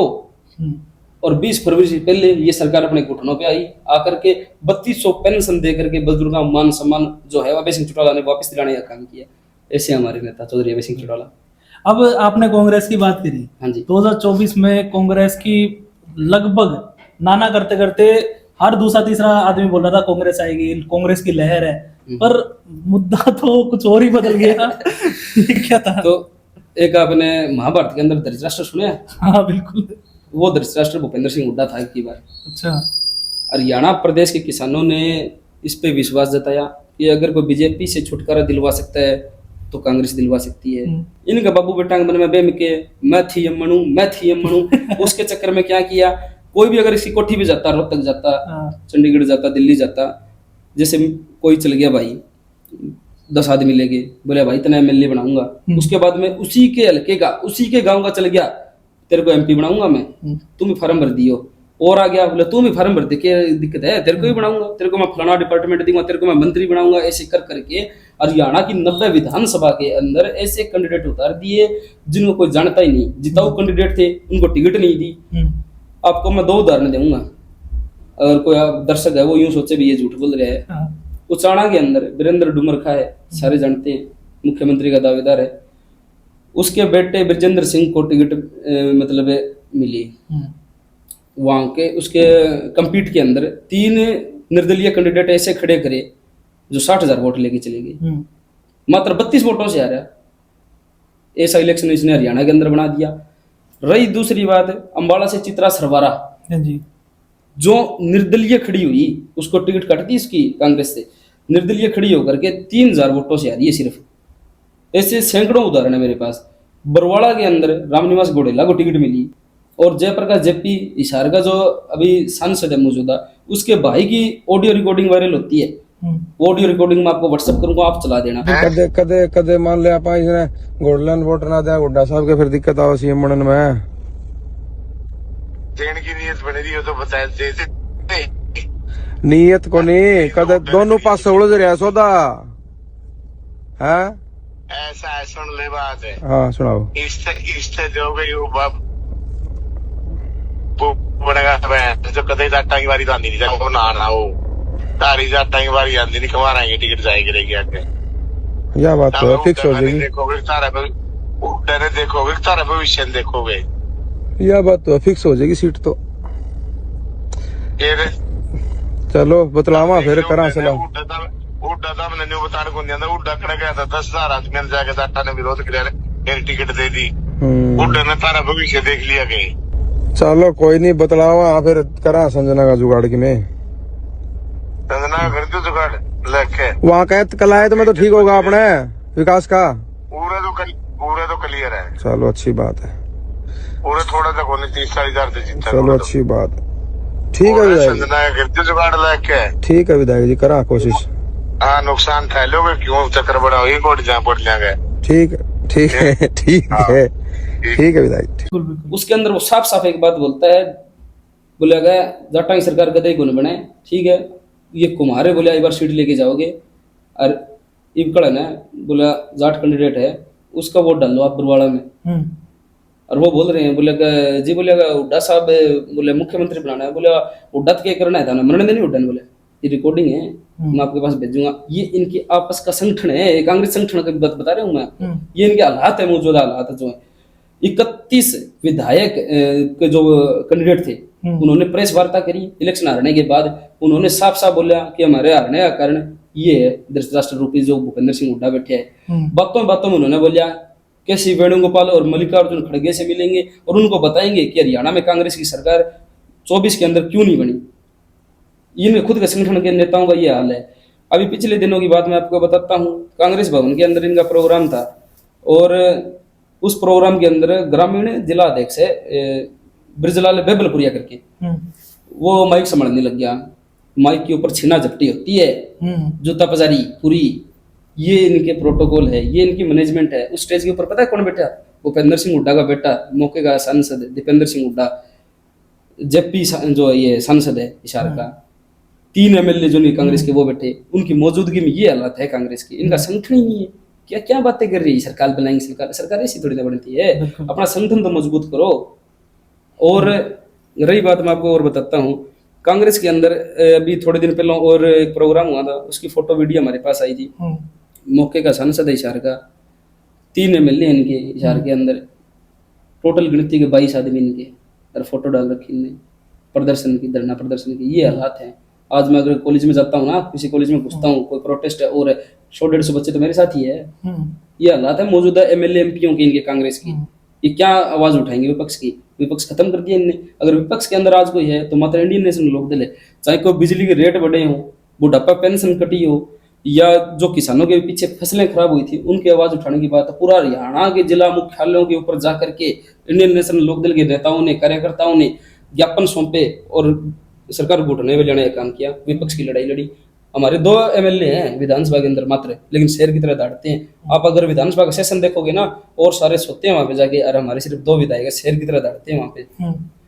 और शाम को आते हैं, अपने उबासी लेते हुए बाहर आते हैं, घर चले जाते हैं, MLA हॉस्टल में जाके सो जाते हैं आराम से। उन्हें कोई मतलब नहीं है। ड्रेसिंग कोड बना के आते हैं, भी तू आज लीला पहन लिए कोट है, मैं भी लीला पहन के आऊंगा। 5-6 विधायक तो ऐसे बना रखे हैं। और रही बात चौधरी अर्जुन सिंह चौटाला जी है, हर रोज युवाओं के, छात्रों के मुद्दे विधानसभा के अंदर उठाते हैं। बाकायदा आप उनकी रिकॉर्डिंग काट के देखना। कोई भी अगर MLA, उसके अंदर 37 MLA है कांग्रेस के आज हरियाणा के अंदर, इतना मजबूत विपक्ष मेरे हिसाब से तो आज तक बना नहीं। कोई आवाज नहीं उठाता, ना किसानों की उठाते, ना कमेरों की उठाते, ना युवाओं की उठाते। नशा इतनी मेजर प्रॉब्लम आज हरियाणा के अंदर बन रहा है। पहले उड़ता पंजाब बोलते थे, आज हरियाणा उड़ता हो गया और कोई नहीं बोलता। और जब बोलने लगते हैं, हमारे अर्जुन चौटाला जी बोलते हैं, अपने डब्बावाड़ी से विधायक आदित्य देवीलाल जी, वो बोलते हैं, तो वो खड़े हुए कांग्रेस के विधायक बोलते हैं थानू की सानू की। अरे थानू सानू तुमको तो नहीं है। ये हरियाणा प्रदेश चौधरी देवीलाल ने बनाया, चौधरी ओम प्रकाश चौटाला ने बनाया। हमें तो टीस लगती है, हमें तो दर्द होता है, हम तो बोलेंगे। बिल्कुल ये हालात है मौके के कांग्रेस के। भाई मैं इस मुद्दे पे आने वाला था, जो नशा, हरियाणा में नशा जो बहुत बढ़ता जा रहा है, पर आज के टाइम पे मैं देख रहा हूँ स्कूल तक जो छोटे छोटे बच्चे हैं वहां तक पहुंच गया नशा। तो ये इस पर रोक कैसे लगाई मतलब कैसे लगाई जाए? रोक तो एक चीज मैं सबसे बड़ी आपको बताता हूँ, कोई भी प्रदेश हो, कोई भी देश हो, उसके अंदर मौजूदा जो सरकार होती है ना, उसके अंतर्गत ये काम होते हैं। चौधरी ओम प्रकाश चौटाला जी की सरकार थी, नशा दूर दूर तक नहीं था तो बता दो, आप भी यहीं थे, आप भी यहीं थे। गुंडागर्दी कहाँ थी? या तो वो प्रदेश छोड़ गए थे या देश ही छोड़ गए थे चौटाला साहब की सरकार के अंदर। आज बीजेपी की सरकार के अंदर नशा चरम सीमा के ऊपर है। आप गांव में जाओ, आज नशा मुक्त गांव बना रखे हैं। नशा मुक्त गांव बना रखे कागजों के अंदर है। ये नशा तो हरियाणा के अंदर है ही नहीं। और एक्चुअल में जो ग्राउंड रिपोर्ट है, आप अभी आपने जिक्र किया नशा मुक्त का, मैंने तो नहीं किया। और मैं खुद देखता हूँ 14-14 साल के बच्चे आज हिसार के अंदर टिक्का लगाते हुए आपको 14 सेक्टर के उधर मिल जाएंगे दुर्गियों की तरफ। और मैं बता दूंगा, छोटा से छोटा बच्चा है ना, वो 10-12 साल का, वो बता देगा ये नशा कहाँ बिक रहा है। बिल्कुल है। प्रशासन कहाँ, फिर कानून व्यवस्था कहाँ फिर इनकी? जिसकी सरकार ढिल्ली उसका प्रशासन ढिल्ला। नशा मुक्ति जब आएगी हरियाणा के अंदर, जब सरकार सजग होगी, विपक्ष सजग होगा। विपक्ष तो खत्म है, बिल्कुल 37 MLA और कांग्रेस के खत्म है। कोई आवाज उठाता तो हम उठाते हैं। अभी आपको एक मुद्दा बताता हूँ। 3 साल की गुड़िया थी नूर करके, डबाड़ी विधानसभा के अंदर, रामपुरिया बिश्नोई गांव के अंदर। उस बच्चे की हत्या करके उसको नाले में गिरा दिया। और वो पता थे कौन है? वो नशेड़ी लोग थे। और उस गांव को नशा मुक्त घोषित कर रखे कागजों के अंदर। ये हालात आज हरियाणा प्रदेश के बन रहे। ये मुद्दा चौधरी अर्जुन सिंह चौटाला ने विधानसभा के अंदर मजबूती से उठाया। हमारे लोगों ने लड़ाई लड़ी, इस वक्त साथी भी वहां गए, मजबूती से लड़ाई लड़ी। इन लोग साथी वहां गए, मजबूती से लड़ाई लड़ी। नशा मुक्त हरियाणा जब बन सकता है जब ये सरकार सजग होगी, ये सरकार जब चाहेगी भी नशा आना बंद हो जाए। इन्होंने तो खुद ने रोजगार चलवा रखा है लोगों का, नशा मुक्त होया कैसे? सुनील संधू है, एक चीज बताता हूँ आपको, अभी मीडिया पे वो ट्रोल हो रहा है। सुनील संधू हवलदार है हरियाणा पुलिस के अंदर, ठीक है, और उसके वीडियो फोटो मैं आपके पास भेजूंगा। उसने लाइव आके बताया है हरियाणा पुलिस के अंदर उच्च अधिकारी है कोई, और वो नशा मुक्ति अभियान चलाता है जो सुनील संधू है हरियाणा के अंदर। उसको धमकी दी है किसी उच्च अधिकारी ने, पुलिस प्रशासन के ने, तेरे ऊपर बोला समेक का मुकदमा लगाऊंगा, अभी तेरे पास समेक मिली है वरना रुक जा, नहीं तेरे ऊपर झूठा मुकदमा लगाओगे तेरी नौकरी तो खावेंगे, इतना जेल में भेजेंगे। ये तो इनके मौजूदा पुलिस प्रशासन के हालात है। ये सरकार ही नहीं चाहती भी हरियाणा प्रदेश मुक्त बने। अगर हरियाणा प्रदेश नशा मुक्त हो गया तो वो तो रोजगार की बात करेगा, वो तो अपना की बात करेगा। अभी आप जैसे पूछ रहे थे, बोला युवा राजनीति के अंदर क्यों नहीं आ रहे, वो तो सजग हो जाएंगे, सारे राजनीति के अंदर आएंगे, सारे पढ़ने लग जाएंगे, क्राइम खत्म हो जाएगा। नशे की वजह से क्राइम बढ़ रही है। क्राइम रेट आज हरियाणा के अंदर कितना है? हर रोज हत्या ही होती है। अभी हांसी के अंदर हुई है, हमारे नफे सिंह राठी है, उनकी मर्डर हुआ था, आज तक उसकी गुत्थी नहीं सुलझी इनसे। बिल्कुल, हाथ पे हाथ धरे बैठे हैं। अनिल विजय वो सिंघम बना हुआ है, तो उसे बात करने की अक्ल नहीं है। वो किसी महिला पुलिसकर्मी है, कोई उच्च अधिकारी है, उसको यूं नहीं पता तू बोल क्या रहा है, रील के हैं। जो स्कूल कॉलेज है उसके सामने ये नशा बिक रहा है, प्रशासन भी वहीं खड़ा है, स्कूल के उच्च अधिकारी या कॉलेज के उच्च अधिकारी वहां पर खड़े हैं, सबको पता है यहाँ पर नशा बिक रहा है, पर यहाँ पर एक्शन लेने वाला कोई नहीं है। जी यूनिवर्सिटी सारे, हाँ, उसके बिल्कुल सामने बस्ती है, बिल्कुल है, वहां पे धड़ल्ले से नशा बिकता है, धड़ल्ले से, बहुत ज्यादा तादाद में। सभी पुलिस वालों को पता है, पूरे प्रशासन को पता है, पूरे हरियाणा को पता है, पूरे हिसार को पता है। आवाज उठाने वाला कोई नहीं है। आवाज उठाए भी तो क्या करे? पुलिस प्रशासन इनका ही है, सरकार का ही है। बिल्कुल, इनकी नकेल कसो ना, अफसरशाही पे लगाम लगाओ। आज यार एक बात बताओ, नायब सैनी है जो मुख्यमंत्री हरियाणा का, हंसने से फुर्सत नहीं है। वो खुद यूं बोलता है कि मैं तो सफाई की, बोलेगा एक कोई सिपाही है नहीं, बोले उसकी बदली कौन कर सकूं, तो इस्तीफा दे दे भाई, घर बैठे। बिल्कुल, ये इंटरव्यू में बोला गया। अरे यार मुख्यमंत्री है तू, तेरे पास इतनी पावर नहीं है कि तू एक सिपाही की बदली कर सके, तो हरियाणा प्रदेश तेरे से क्या आस लगाएगा कि भी हरियाणा नशा मुक्त हो, हरियाणा बेरोजगारी रेट इतना बढ़िया हो, बच्चों को रोजगार मिले, शिक्षा व्यवस्था बढ़िया हो, तो तेरे से क्या आस लगाएगा? कानून व्यवस्था की, कानून व्यवस्था तो सुधार सकता है। ये हालात है मौजूदा हरियाणा के। आप बोल रहे हो कॉलेज यूनिवर्सिटी के सामने नशा बिकता है, धड़ल्ले से बिकेगा भाई, जब तक ये सरकार रहेगी बिकेगा। हमारे जैसे लड़ते रहे, कार्रवाई तो इनको करनी है, पुलिस प्रशासन तो इनका है, सरकार तो इनकी है, कार्रवाई तो इनको करनी है। आप तो लड़ाइयां लड़ सकते हैं, बिल्कुल, कार्रवाई ये करने नहीं देंगे। मनीषा वाला कांड हुआ, आज तक कार्रवाई नहीं हुई। एचयू के अंदर हमारी बहन दिव्या फोगाट है, मानसिक प्रताड़ना की वजह से उसकी हत्या हुई है। मैं तो हत्या ही बोलूंगा, मतलब डेथ हुई थी, लेकिन हत्या ही मानूंगा मैं। वीआर कंबोज है, कितना लंबा धरना चले एचयू का, सारे संगठन वहां इकट्ठे हो गए, पूरे हरियाणा के नेता वहां गए, एमएलए एमपी वहां गए, राजस्थान से एमएलए एमपी वहां गए, लेकिन सुलझड़ा होया को नहीं होया। कम्युनिस्ट संदर्भ की रिपोर्ट आई है अभी पिछले दिनों, डॉक्टर अशोक गर्ग की, उसके अंदर साफ बताया है कि ये आदमी गुनहगार है, मुलजिम है, ये इसने बच्चों को लठ डंडों से पिटवाया है, मारने के विचारधारा से भी बच्चों को मारना है, लाइट बंद करके बच्चों पर डंडे बरसाए, सारी चीज करी, बच्चों के एमएलआर में गड़बड़ी करी, उस डॉक्टर को पकड़ा नहीं पकड़ा, जो बच्चों के लठ डंडे मारे थे उनके खिलाफ एफआईआर हुई। राधे श्याम नाम का बंदा है जो बार्ग यूनिवर्सिटी से आके यहाँ पे बच्चों के ऊपर उसने लठ बरसाई, उसकी गिरफ्तारी होगी। गिरफ्तारी होने के बाद उसकी जमानत होगी, क्योंकि उसका चालान ही पेश नहीं किया। बहन दिव्या फोगाट थी हमारी, विदेश में जानी थी वो, बिल्कुल गेहूं की रिसर्च करने के लिए, उसकी जगह कोई अधेड़ उम्र की महिला को भेज दिया इसने अपनी सिफारिश के ऊपर, वीआर कंबोज ने। उसके बाद उस हमारी बहन ने, दिव्या फोगाट ने, मानसिक उसको प्रताड़ना की वजह से उसकी डेथ होगी, क्योंकि उसके ब्रेन की कोई समस्या थी। डॉक्टर ने बोल रखा था अगर तू स्ट्रेस लेगी तो तू 100% निश्चित रूप से तेरी डेथ हो जाएगी बेटा, तो ये मत लेना। इसकी वजह से उसकी मानसिक प्रताड़ना हुई और उसकी डेथ होगी। बच्चों के लठ डंडे मरवाए, इसने मरवाई। इसकी जो वाइफ है तो वो कपल रूल यहाँ यूनिवर्सिटी के अंदर है ही नहीं, और उसके अवहेलना करके इसने कानून की, और उसको यहाँ पे कैंपस स्कूल के अंदर रखा हुआ है, प्रिंसिपल है वहाँ। बेरोजगार वो क्या बोलते हैं इसको, जो किराया होता है वो ले रहे हैं कैंपस का, और उसकी जो इनकम है 3-3.5 लाख रुपया होगी कम से कम, बिल्कुल सैलरी ले रहे हैं दोनों के दोनों, आराम से धड़ल्ले से घोटाले कर रहे हैं। आज कोई भी बता सकता है क्या जी यूनिवर्सिटी के अंदर, अच्छी यूनिवर्सिटी के अंदर जो भर्तियां हो रही है उनके साफ स्पष्ट रूप से बता सकता है क्या हमने यहाँ पे इनके एग्जाम करवाए हैं, यहाँ पे ये गड़बड़ी नहीं हुई, यहाँ पे इनके इंटरव्यू हुए हैं, आधे से ज्यादा लोगों के मेरे पास फोन आते हैं, भैया पोस्ट निकली थी, इंटरव्यू नहीं हुआ, भर्तियां किसी होगी, बिल्कुल लोग बोले ड्यूटियां कर रहे हैं, फॉर्म तो हम नहीं भरे थे, हमारा इंटरव्यू नहीं हुआ बोले। ये हालात हैं आज के हिसार के यूनिवर्सिटी के।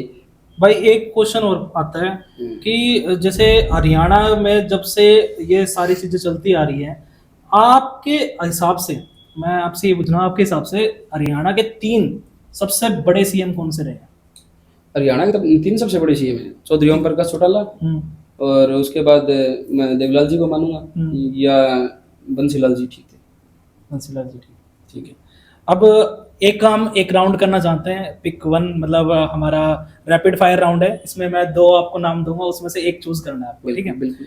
तो सबसे पहले नरेंद्र मोदी या राहुल गांधी? दोनों डमी है सच्चाई बताऊं तो। मोदी को मुस्लिम से फिर फुर्सत नहीं है, राहुल गांधी को एजेंडा ही नहीं पता भी राजनीति किस चीज पे होती है। अरविंद केजरीवाल या योगी आदित्यनाथ? उससे तो योगी ठीक है। नितिन गडकरी या पीयूष गोयल? ठीक है, गडकरी साहब ठीक है। कौन? गडकरी साहब ठीक है। सोनिया गांधी या स्मृति ईरानी? स्मृति ईरानी। अखिलेश यादव या मायावती? अखिलेश। ममता बनर्जी या चंद्रशेखर राव? इसमें ममता बनर्जी ठीक है। चंद्रशेखर राव से क्या आपको पता है? ये बताओ पहले तो, आगे बढ़ने से पहले। ममता बनर्जी देखो, एक ऐसी लेडीज है जो धड़ल्ले से अपनी लड़ाई लड़ रही है सरकार के खिलाफ, और अपनी सरकार बना रही है, खुद वकील की ड्रेस में अपना जो उसने कोर्ट के अंदर लड़ाई लड़ी है, ठीक है। इससे ऊपर नारी शक्ति और क्या हो सकती है? बिल्कुल। खट्टर साहब या भूपेंद्र हुड्डा साहब? ये तो पजल कर दिया आपने दोनों ही डम्मी है। खट्टर साहब का तो हमारे सिरसा के अंदर की बात चलो है। इसमें एक सैनी साहब को नाम जोड़ देते हैं, अब तीनों में से बता दो। ओम प्रकाश चौटाला जोड़ते थे इन तीनों में बताओ आप। इन तीनों तो ठीक है, खट्टर ठीक था फिर तो। भाई अब मैं भी न्यूज देखता रहता हूँ, बहुत सारी चीजें और भी सोर्स से आती रहती है। हाँ। अब इनेलो को क्यों लोग ज्यादा ज्वाइन कर रहे हैं, या इनेलो में ज्यादा ही ज्वाइनिंग अब स्टार्ट हो चुकी है? इनेलो आप 1985 से देखो, चौधरी देवलाल ने किसानों के मुद्दे पर इस्तीफा दिया। उसके बाद में 1995 के अंदर चौधरी ओम प्रकाश चौटाला ने अपना इस्तीफा दिया किसानों के लिए।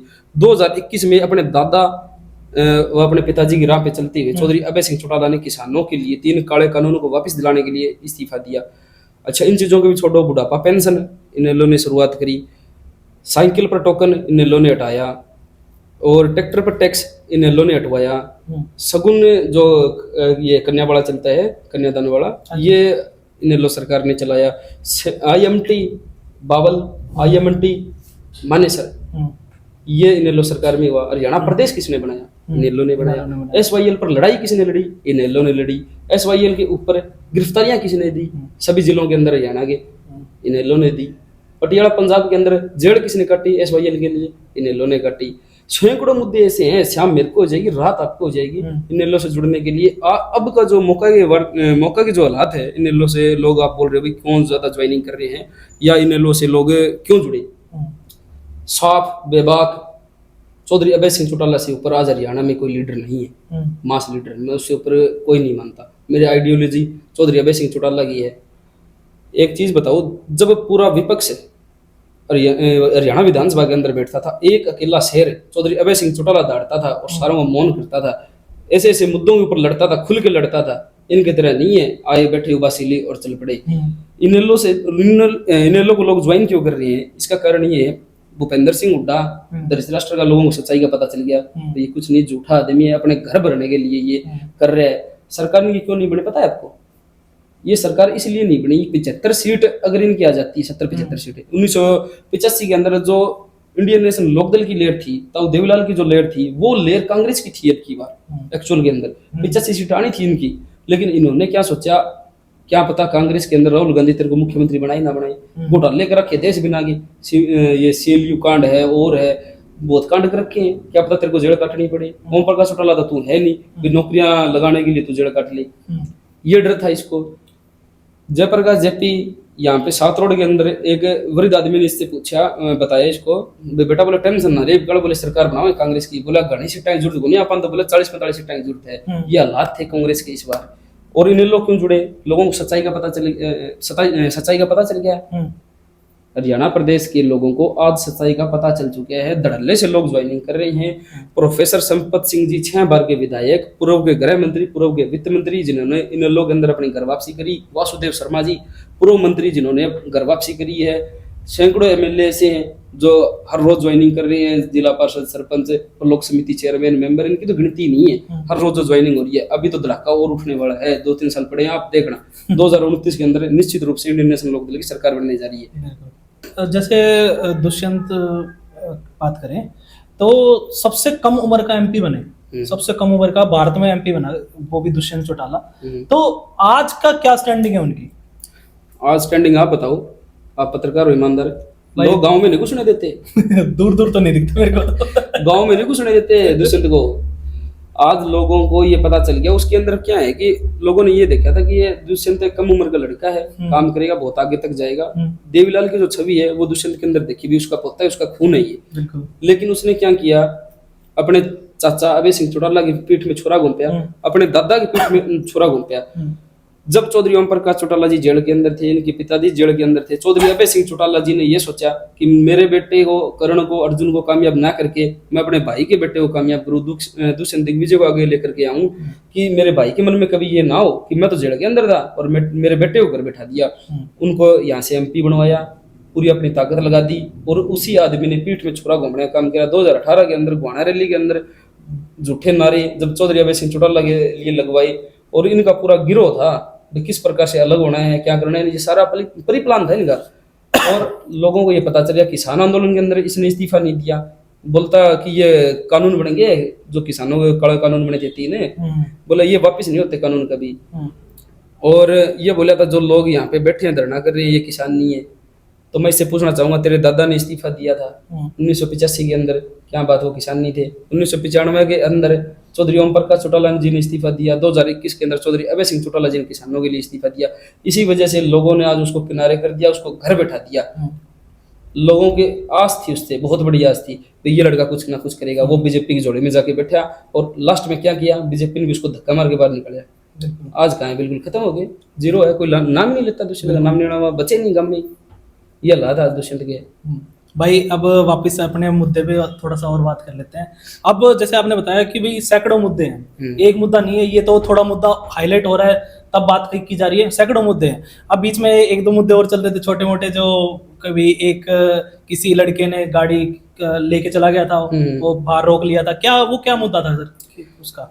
वो तो देखो, अब ये वीसी है ना जो हरियाणा के 22 की 22 यूनिवर्सिटी के अंदर, ये संघ विचारधारा के बैठे हैं। ये शिक्षा के ऊपर नियंत्रण करना चाहते हैं, जबकि शिक्षा क्या प्रबंधन मांगती है। वीसी प्रिंसिपल किस लिए होते हैं, भी मैनेजमेंट रखो आप, बच्चों का और आपका सीधा संवाद होना चाहिए, बच्चे आपसे सहमत होने चाहिए, आप बच्चों से सहमत होना चाहिए। ये क्या करेगा भाई, मैं तो काले चश्मे लगा के मेरी गाड़ी के अंदर और यूनिवर्सिटी के अंदर जाऊंगा और मेरे ऑफिस के आगे गाड़ी रुकेगी और बच्चों की गाड़ियां बाहर रहेगी। क्यों भाई, बच्चे फीस दे रहे हैं, बच्चे पढ़ रहे हैं यूनिवर्सिटी के अंदर, गाड़ियां बाहर क्यों रहेगी, बच्चों की गाड़ी अंदर जाएगी। एक बात बताओ, फीस भरते हैं बच्चे, आउटसाइडर्स की गाड़ी रोको आप, उनसे मेरे को तकलीफ नहीं है भी, उनके व्हीकल बाहर रहने चाहिए, कोई मतलब इलीगल गतिविधियां ना कर दी यूनिवर्सिटी के अंदर। ये ठीक है, मैं सिक्योर मानता हूँ, सिक्योर करनी चाहिए यूनिवर्सिटी को। जो यूनिवर्सिटी के अंदर बच्चे पढ़ रहे हैं, जिनका एडमिशन है, जिनके पास आई कार्ड है जीजीयू की, उनको अंदर क्यों नहीं घुसने दिया जा रहा भाई? सबसे पहले अगर तू चाहता है भी गाड़ियां ना घुसे तो तेरी गाड़ी बंद कर और यूनिवर्सिटी को व्हीकल फ्री यूनिवर्सिटी बना दे। बड़ा आंदोलन करेंगे इसके लिए भी भाई। इसमें जो मुद्दा था ना, तो इसमें बताया गया था कि भाई हमारी गाड़ी नहीं लेके जा रहे तो यहाँ पर फ्री में रिक्शा चला दो, कि भाई यहाँ से गेट से उठाएंगे बच्चों को, अपने डिपार्टमेंट तक छोड़ के आएंगे, फ्री ये कर दो। फिर कहाँ है रिक्शा? ई रिक्शा की बात चली थी, ई रिक्शा हम लगाएंगे, कहाँ है ई रिक्शा? ई रिक्शा देखने के लिए नहीं है, 3-4 ई रिक्शा से कुछ नहीं होगा वहाँ पे। एक बात बताओ, TB7 है इसके यूनिवर्सिटी के अंदर, अगर वहां से किसी छात्र को 3 नंबर गेट पे आना है और 4 ई रिक्शा है, एक आदि टूसी की तरफ है, SC की तरफ है, एक आदि VC ऑफिस की तरफ खड़ी है रिक्शा, और एक रिक्शा TB7 से लेकर इधर आ रही है, सपोज करो आप, उसके अंदर 3-4 बैठते होंगे मेरे को लग रहा है, वो 3-4 इधर आ गए, बच्चे तो सैकड़ों हैं, वो रिक्शा के लिए शाम तक वेट करेंगे, फिर घर ही ना जाओ, फिर तो सुबह 11 बजे से लेकर शाम तक वेट करो, रिक्शा कब आई?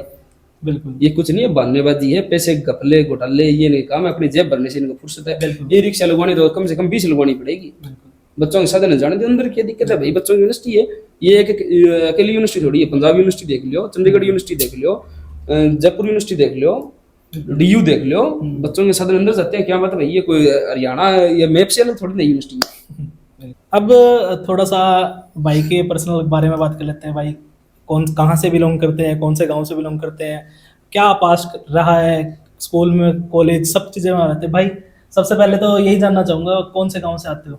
मेरा गांव है जी हरियाणा का सबसे बड़ा गांव है, मतलब जो पंचायत होती है उनके अंदर 5 पंचायत है मेरे गांव की, मंगाड़ी गांव है, और 5 सरपंच बनते हैं मेरे गांव के अंदर। और मेरा नाम सुखविंदर है एक्चुअल में, और सुखविंदर नायक पूरा नाम है मेरा। अनुसूचित जाति से आता हूँ मैं, और मेरे पापा वकील थे सियाराम, वो भी नेलो में जुड़े हुए थे, और उनकी 2011 के अंदर डेथ हो गई थी। और कुछ पर्सनल स्कूलिंग बताऊँ, स्कूलिंग मेरी 10वीं तक यहाँ हुई है, लीडिंग एंजल पब्लिक स्कूल है केमी रोड पे, और +2 मेरी हुई है पटेल नगर से गवर्नमेंट स्कूल से। उसके बाद बीकॉम मेरी हुई है जाट कॉलेज से, उसके बाद मैंने MA करी है इग्नू से, अब मैं LLB कर रहा हूँ। ठीक है भाई, पूरा प्लान बना के बैठे हैं, LLB कर रहे हैं, तो सारी चीज पता भी होनी चाहिए। भाई स्कूल में पढ़ाई में कैसे थे? स्कूल में ठीक था, अच्छा था। राजनीति में तो बहुत लेट आया हूँ, कॉलेज में एंट्री हुई ना, उसके बाद मैं राजनीति में घुस गया, वरना पहले घर वालों को ये लग रहा था भाई अकाउंटेंट बनेगा, CA की तैयारी करे। घर वाले तो उम्मीद लगा के बैठे थे कि अकाउंटेंट में जाएगा, CA बनेगा, अच्छे पैसे कमा के लाएगा, बट करियर स्विच बिल्कुल ही कर दिया। वो परमात्मा को मंजूर होता है, बिल्कुल, जैसे भी अपनी बिल्कुल। लाइन में डले, आप सोच के डेली पता नहीं क्या सोच के सोते हैं, सुबह कुछ होता है। बिल्कुल। हाँ, स्कूलिंग मेरी अच्छी रही है। 10वीं में मेरे 82% नंबर थे, +2 में मेरे कॉमर्स के अंदर 75% नंबर। ठीक है, उस टाइम में ठीक थे, अच्छे थे। ठीक है। अब आगे का क्या प्लान है? आगे क्या सोचा है कि भाई आगे मैं क्या करना चाहता हूँ आगे तो देखो आने वाले 5-10 साल में? समाज की लड़ाई लड़ रहे हैं। अगर मैंने बताया था आपको, चौधरी अभय सिंह चौटाला, चौधरी अर्जुन सिंह चौटाला, वो आगे प्रमोट करी तो आगे जाएंगे। बिल्कुल। पद की लालसा है नहीं, काम कर रहे हैं, और जो आदमी सच्ची नीयत से काम करता है, प्रकृति उसका साथ देती है। बिल्कुल।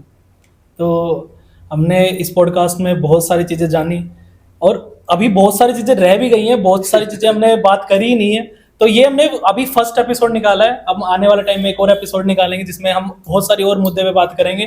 अभी तो थोड़ा सा आपको हाइप दी है हमने, तो मैं इस पॉडकास्ट को यहीं एंड करना चाहूँगा। मैं धन्यवाद करना चाहूँगा भाई का कि हमारे साथ जुड़ने का और हमें टाइम देने का बहुत बहुत धन्यवाद। और इतनी अच्छी अच्छी चीज़ें बताई गई है जो एक्चुअल में यूथ को नहीं बताती, एक्चुअल में नहीं बताती, तो आपने बताई है। और कुछ मुद्दे जो रह गए हैं उसके बारे में आगे बात करेंगे। तो मैं थैंक यू करना चाहूँगा भाई। आप इशारे कर, मैं इशारे का, आप हमारे पारिवारिक हो, घर के हो, कभी बुलाओ, आपके लिए 24 आवर्स मिला। बिल्कुल। और आपके सभी दर्शकों का धन्यवाद, और आपका बहुत बहुत धन्यवाद।